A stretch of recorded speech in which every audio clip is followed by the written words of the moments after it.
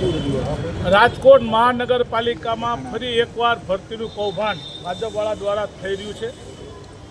રાજકોટમાં છેલ્લા 25 વર્ષથી સફાઈ કામદારોનું જે સેટઅપ છે એ 25 વર્ષનું એકનું એક સેટઅપ આવે. 25 વર્ષ પછી રાજકોટમાં કોઠારિયા, મવડી, વાવડી, નાના મવા, મોટા મવા, મુંજકા અને માધાપર આટલા વિસ્તાર ભળ્યા છતાં રાજકોટ મહાનગરપાલિકાના સફાઈ કર્મચારીઓનું સેટઅપ 4900નું છે, જે જૂના રાજકોટ. ત્યાર પછી આટલા જે વિસ્તારો ભળ્યા એના અનુસંધાને નવું સેટઅપ રાજકોટમાં ઊભું થવું જોઈએ અને એ સેટઅપ મુજબ હિસાબ કરતાં 170 કિલોમીટર જેવી ત્રિજ્યામાં રોડ રસ્તાઓ છે.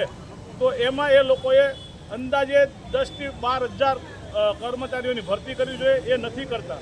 ફક્ત 4900ના અંદરમાં ગોટો વાળી રહ્યા છે અને હાલ એમાંથી 532 લોકો જે ભરતી કરી રહ્યા છે એમાં પણ એક જોગવાઈ એવી મૂકે છે કે જે સફાઈ કર્મચારીના માતા પિતા દાદા દાદી અંદર નોકરી કરતા હોય એ લોકોએ જ ફોર્મ ભરવાનું છે. એનો અર્થ એમ છે કે જે લોકો આને સિલેક્ટર નક્કી કરી, એની સાથે ફી નક્કી કરી, એની પાસે કરપ્શન નક્કી કરી એ લોકોને જ લેવામાં આવે છે. હકીકતમાં અનુસૂચિત જાતિના બીજા અનેક લોકો છે એની ભરતી ખુલ્લી થવી જોઈએ એવી અમારી માંગ છે. અને રાજકોટમાં જે રીતે નવી ભરતી થાય એમાં સેટઅપ મુજબ નવું સેટઅપ 25 વર્ષ પહેલાંનું છે, અત્યારે નવું સેટઅપ એનો વિસ્તાર એ ગણતરી કરી અને જેટલા સફાઈ કર્મચારી અમારા અંદાજમાં 6 થી 7,000 સફાઈ કર્મચારી નવી ભરતી કરવી પડે એવી જરૂરિયાત છે. રાજકોટના હિતમાં છે, રાજકોટની પબ્લિકના હિતમાં છે.